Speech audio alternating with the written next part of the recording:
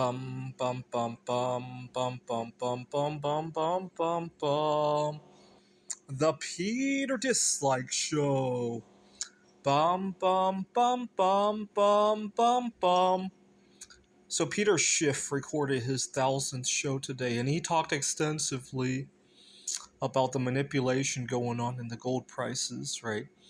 Even though the Feds are slashing interest rates, especially gold stocks, are going down because the algorithms believe that the Feds will have to fight harder, and how logic has been completely subverted. I gotta point out something.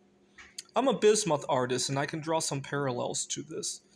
Bismuth right now was going for $6 a pound, and even then, I really hate wasting any of my precious bismuth. To give you an idea, it comes in a box of 50 pounds. Oftentimes, when you open it, it gets everywhere, and it gets stuck onto the packing tape. It spills onto the ground, and I painstakingly collect all of it. It probably isn't worth my time to do this, but I really hate wasting bismuth.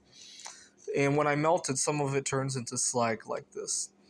When I have a lot of slag and debris like this, what I do is I put it into a furnace in a graphite crucible. Bismuth slag, which is really a mixture of bismuth metal along with oxides. The oxides can be reduced by organic material like the plastic and the packing tape, the paper towels that have come into contact with cleaning up bismuth will react with the bismuth oxide and reduce it back to bismuth.